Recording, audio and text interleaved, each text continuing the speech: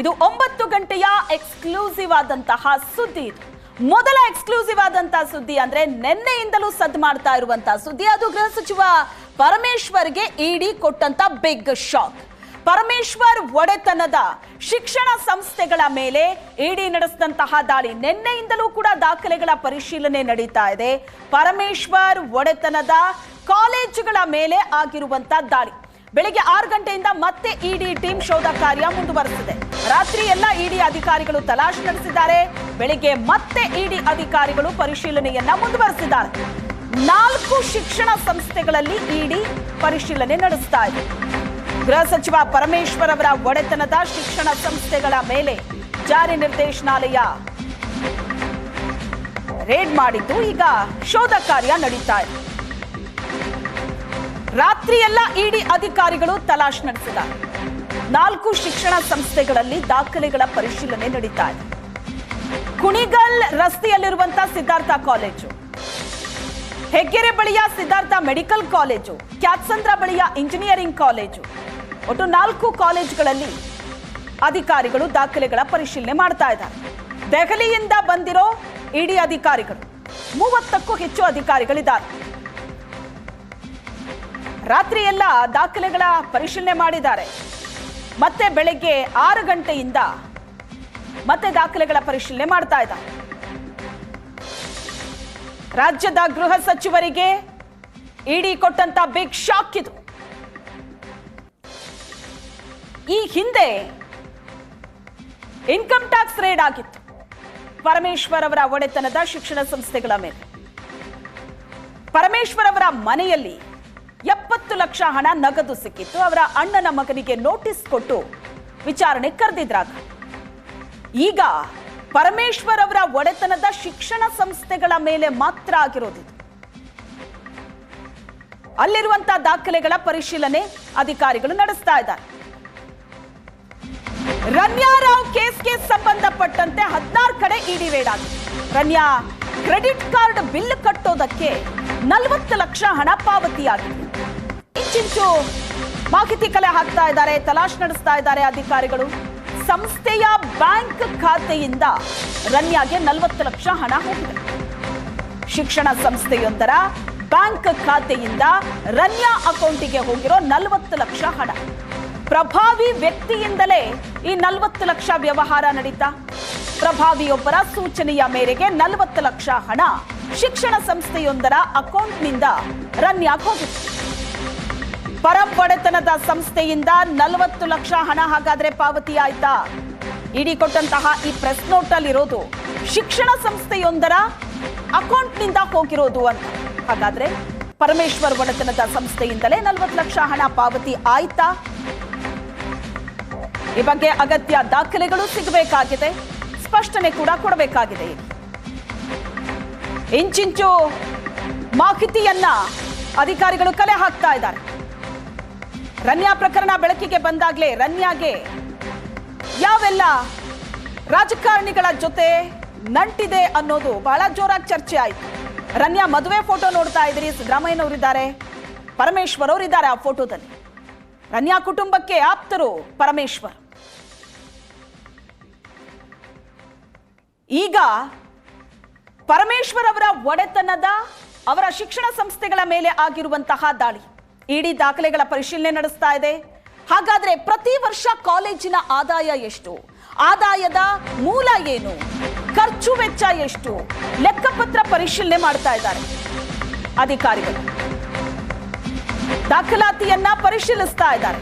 ಪ್ರತಿ ವರ್ಷ ಈ ಕಾಲೇಜಿನಿಂದ ಬರೋ ಆದಾಯ ಎಷ್ಟು, ಕಾಲೇಜಿನ ಹಣದ ವಹಿವಾಟುಗಳನ್ನ ಪರಿಶೀಲನೆ ಮಾಡ್ತಾ ಇದ್ದಾರೆ. ದಾಖಲಾತಿಗಳನ್ನ ಚೆಕ್ ಮಾಡ್ತಾ ಇದ್ದಾರೆ. ಪ್ರತಿ ವರ್ಷ ಕಾಲೇಜಿಗೆ ಬರೋ ಆದಾಯ ಎಷ್ಟು, ಆದಾಯದ ಮೂಲ ಏನು, ಖರ್ಚು ಎಷ್ಟಾಗತ್ತೆ, ವೆಚ್ಚ ಏನಿದೆ, ಲೆಕ್ಕಪತ್ರ ಪರಿಶೀಲನೆಯನ್ನ ಇಡಿ ಅಧಿಕಾರಿಗಳು ಮಾಡ್ತಾ ಇದ್ದಾರೆ. ಕಾಲೇಜು ಲೆಕ್ಕಪತ್ರ ವಿಭಾಗದ ಮುಖ್ಯಸ್ಥರ ವಿಚಾರಣೆ ಕೂಡ ಅಲ್ಲೇ ನಡೀತಾ ಇದೆ. ಕಾಲೇಜು ಲೆಕ್ಕದ ಉಸ್ತುವಾರಿ ಆಡಿಟರ್ ವಿಚಾರಣೆ ಆಗ್ತಾ ಇದೆ.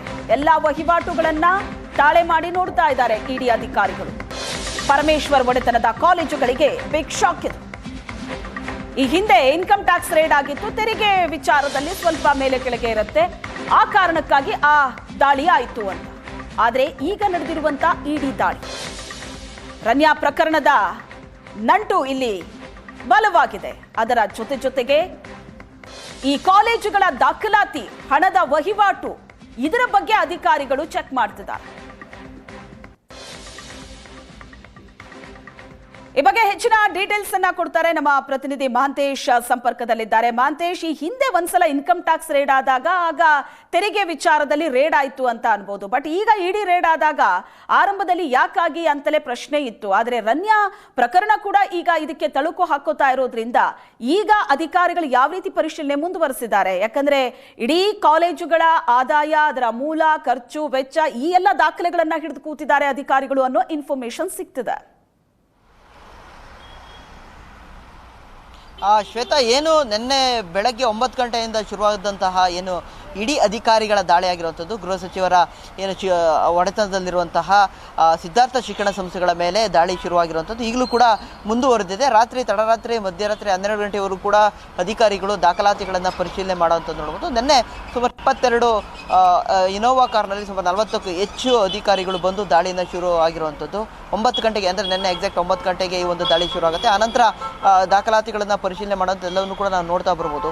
ಯಾತಕ್ಕಾಗಿ ಈ ಒಂದು ದಾಳಿ ನಡೀತು ಅನ್ನೋದು ಕುತೂಹಲ ಸಾಕಷ್ಟು ಇತ್ತು. ಆದರೆ ಸಂಜೆ ವೇಳೆಗೆ ಅದಕ್ಕೆ ಒಂದು ಇಡಿಯವರು ಒಂದು ಸ್ಪಷ್ಟನೆಯನ್ನು ಕೊಟ್ಟಿದ್ದನ್ನು ನಾವು ಕಾಣ್ಬೋದು. ಯಾಕೆಂದರೆ ರನ್ಯಾ ರಾವ್ ಕೇಸಲ್ಲಿ ಪ್ರಕರಣದಲ್ಲಿ ಸಂಬಂಧಪಟ್ಟಂತೆ ರನ್ಯಾ ರಾವ್ ಅವರಿಗೆ 40 ಲಕ್ಷ ರೂಪಾಯಿ ಹಣವನ್ನು ಈ ಒಂದು ಇನ್ಸ್ಟಿಟ್ಯೂಟ್ ಮುಖಾಂತರವಾಗಿ ಅವರ ಕ್ರೆಡಿಟ್ ಬಿಲ್ಲನ್ನು ಪಾವತಿ ಮಾಡಲಾಗಿತ್ತು ಅನ್ನೋ ಒಂದು ಮಾಹಿತಿ ಇಡಿಯವರಿಗೆ ಲಭ್ಯ ಆದ ಬಳಿಕ ಇಡಿಯವರು ಈ ದಾಳಿಯನ್ನು ಕಂಡಕ್ಟ್ ಮಾಡಿರುವಂಥದ್ದನ್ನು ಅನ್ನೋ ಒಂದು ಮಾಹಿತಿಯನ್ನು ಸ್ಪಷ್ಟವಾಗಿ ಇಡಿಯಿಂದಲೇ ನಮಗೆ ತಿಳಿದು ಬಂದಿರುವಂಥದ್ದು. ಒಂದು ಈಗಾಗಲೇ ಅಧಿಕಾರಿಗಳು ಏನೆಲ್ಲ ಮಾಡ್ತಿದ್ದಾರೆ ಅಂತ ನಾವು ನೋಡುವಂಥ ಸಂದರ್ಭದಲ್ಲಿ ಕಾಲೇಜಿನಲ್ಲಿರುವಂತಹ ದಾಖಲಾತಿಗಳನ್ನು, ಅದರ ಲೆಕ್ಕಪತ್ರ ವಿಭಾಗದಲ್ಲಿರುವಂತಹ ದಾಖಲಾತಿಗಳನ್ನೆಲ್ಲ ಪರಿಶೀಲನೆ ಮಾಡ್ತಿರುವಂಥದ್ದು ನೋಡ್ಬೋದು. ಪ್ರತಿ ವರ್ಷ ಅಂದರೆ ಎಷ್ಟು ಪ್ರಮಾಣದಲ್ಲಿ ಪ್ರವೇಶ ಶುಲ್ಕ ಆಗಿರ್ಬೋದು, ಮತ್ತು ಕಾಲೇಜಿಗೆ ಯಾವ ರೀತಿಯಾದ ಆದಾಯ ಮೂಲಗಳಿದೆ ಎಲ್ಲವನ್ನು ಕೂಡ ಪರಿಶೀಲನೆ ಮಾಡ್ತಿರೋಂಥದ್ದು ಮತ್ತು ಚೆಕ್ ಮಾಡ್ತಿರೋದಂತ ನೋಡ್ಬೋದು. ಒಂದು ಬೆಳಗ್ಗೆಯಿಂದಲೂ ಕೂಡ ಮಧ್ಯರಾತ್ರಿವರೆಗೂ ಕೂಡ ಆ ರೀತಿಯಾದಂಥ ಚೆಕ್ ಆಯಿತು. ಅದೇ ರೀತಿ ಇದು ಇಂಜಿನಿಯರಿಂಗ್ ಕಾಲೇಜಲ್ಲೂ ಇದೇ ಒಂದು ಪ್ರೊಸೆಸ್ ಆಗಿರುವಂಥದ್ದು. ಜೊತೆಗೆ ಮೆಡಿಕಲ್ ಕಾಲೇಜ್ ಆಗಿರುವಂತಹದ್ದು, ಅಲ್ಲೂ ಕೂಡ 5-6 ಅಧಿಕಾರಿಗಳ ತಂಡ ಅಲ್ಲಿ ದಾಖಲಾತಿಗಳನ್ನು ಪರಿಶೀಲನೆ ಮಾಡ್ತಿರುವಂಥದ್ದು. ಯಾಕೆಂದರೆ ಇಲ್ಲಿ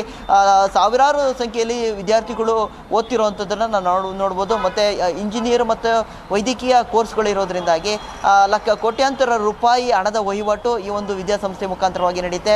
ಹಾಗಾಗಿ ಸಾಕಷ್ಟು ಆಡಿಟ್ ಆಗುವಂಥದ್ದು ಎಲ್ಲವೂ ಕೂಡ ನೋಡ್ತಾರೆ. ಈಗ ಅಧಿಕಾರಿಗಳು ಲೆಕ್ಕಪತ್ರ ವಿಭಾಗದಲ್ಲಿರುವಂತಹ ಯಾರೆಲ್ಲ ಮುಖ್ಯಸ್ಥರಿದ್ದಾರೆ ಮತ್ತು ಯಾರು ಲೆಕ್ಕದ ಉಸ್ತುವಾರಿಯನ್ನು ನೋಡ್ಕೊಳ್ತಾರೆ ಅವರನ್ನು ಕರೆಸಿ ವಿಚಾರಣೆ ಮಾಡ್ತಿರೋದಂತ ನಾವು ನೋಡ್ಬೋದು. ಅದೇ ರೀತಿ ಇಲ್ಲಿರುವಂಥ ಆಡಿಟರ್ ಆಗಿರ್ಬೋದು, ಅವರನ್ನೆಲ್ಲರೂ ಕೂಡ ವಿಚಾರಣೆ ಮಾಡ್ತಿರೋವಂಥದ್ದನ್ನು ಕೂಡ ನೋಡ್ಬೋದು. ಅಂದರೆ ಪ್ರತಿ ವರ್ಷ ಯಾವ್ಯಾವ ತಿಂಗಳಲ್ಲಿ ಅಥವಾ ಯಾವ್ಯಾವ ವರ್ಷದ ಯಾವ ಹಂತದಲ್ಲಿ ಆದಾಯ ಬಂದಿದೆ ಮತ್ತು ಎಷ್ಟೆಷ್ಟು ಆದಾಯ ಬಂದಿದೆ ಮತ್ತು ಅದು ಯಾವ ರೀತಿಯಾಗಿ ಖರ್ಚಾಗಿದೆ ಅದರೆಲ್ಲವನ್ನು ಕೂಡ ತಾಳೆ ಮಾಡಿ ನೋಡುವಂಥದ್ದು, ಲೆಕ್ಕವನ್ನು ಪರಿಶೀಲನೆ ಮಾಡುವಂಥದ್ದು, ಈ ರೀತಿಯಾದ ಒಂದು ನಿರಂತರವಾದ ಒಂದು ರೀತಿ ಆಡಿಟ್, ಕಂಪ್ಲೀಟ್ ಆಡಿಟ್ ಅಂತ ಅನ್ಬೋದು. ಆ ರೀತಿಯಾದ ಮಾಡೋದ್ರ ಮುಖಾಂತರವಾಗಿ ಏನಾದರೂ ತಪ್ಪಾಗಿದೆಯಾ ಮತ್ತು ಎಲ್ಲಿ ಈ ಒಂದು ಹಣದ ವಹಿವಾಟು ಯಾವ ರೀತಿಯಾಗಿ ನಡೆದಿದೆ ಮತ್ತು ಯಾವಾಗ ಸಂದಾಯ ಆಗಿದೆ ಮತ್ತು ಹೇಗೆ ಸಂದಾಯ ಆಯಿತು ಹಣ ಅನ್ನೋದನ್ನೆಲ್ಲವನ್ನು ಕೂಡ ನಿರಂತರವಾಗಿ ಅಧಿಕಾರಿಗಳು ಪರಿಶೀಲನೆ ಮಾಡ್ತಿರುವಂಥದ್ದನ್ನು ನಾವು ನೋಡ್ಬೋದು. ಜೊತೆಗೆ ಇನ್ನೂ ಏನು ವಿಶೇಷ ಅಂತಂದರೆ ಒಳಗಡೆ ಹೋದಂತಹ ಅಧಿಕಾರಿಗಳು ಈವರೆಗೂ ಕೂಡ ಈಚೆ ಬಂದಿಲ್ಲ. ಕಾಲೇಜಿನ ಒಳಗಡೆ ಇರುವಂಥದ್ದು, ಅವರ ಅತಿಥಿ ಗೃಹದಲ್ಲಿ ಉಳ್ಕೊಂಡಿರುವಂಥದ್ದು, ರಾತ್ರಿ ಕೂಡ ಅಲ್ಲೇ ತಂಗಿ ಮತ್ತೆ ಬೆಳಗ್ಗೆ 6 ಗಂಟೆಯಿಂದಲೇ ದಾಖಲಾತಿಗಳ ಪರಿಶೀಲನೆಯನ್ನು ಮುಂದುವರಿಸಿರೋದನ್ನು ನಾವು ಕಾಣ್ಬೋದು. ಜೊತೆಗೆ ಯಾರು ಪ್ರಮುಖರು ಏನಿದ್ದಾರೆ ಅವರೆಲ್ಲ ಮೊಬೈಲ್ಗಳನ್ನೆಲ್ಲವೂ ಕೂಡ ಸರೆಂಡರ್ ಮಾಡ್ಕೊಂಡಿರುವಂಥದ್ದನ್ನು ಕೂಡ ನಾವು ಕಾಣ್ಬೋದು. ಆ ಮುಖಾಂತರವಾಗಿ ಯಾವುದೇ ಸಂಪರ್ಕಕ್ಕೆ ಸಿಗಬಾರ್ದು ಮತ್ತು ಯಾವುದೇ ರೀತಿಯಾದಂತಹ ಶೋಧ ಕಾರ್ಯದಲ್ಲಿ ಯಾವುದು ತಪ್ಪಾಗಬಾರ್ದು, ಈ ರೀತಿಯಾದಂತಹ ಬಿಗಿ ಭದ್ರತೆಯನ್ನು ಕೈಗೊಂಡಿರುವಂಥದ್ದು. ಜೊತೆಗೆ ಪೊಲೀಸ್ ಭದ್ರತೆಯನ್ನು ಕೂಡ ತೆಗೆದುಕೊಂಡು ಅಧಿಕಾರಿಗಳು ಪರಿಶೀಲನೆ ಮಾಡ್ತಿರೋದಂತ ನಾವು ನೋಡ್ಬೋದು. ಒಟ್ಟಾರೆ ನಿನ್ನೆಯಿಂದಲೂ ಕೂಡ ಮುಂದುವರೆದಿರುವಂಥದ್ದು, ಇವತ್ತು ಕೂಡ ಸಂಜೆವರೆಗೂ ದಾಳಿ ಮುಂದುವರಿಬೋದು ಅಥವಾ ಪರಿಶೀಲನೆ ಮುಂದುವರಿಬೋದು ಅನ್ನೋ ಒಂದು ಮಾಹಿತಿ ಲಭ್ಯ ಆಗಿರುವಂಥದ್ದು. ಶ್ವೇತಾ,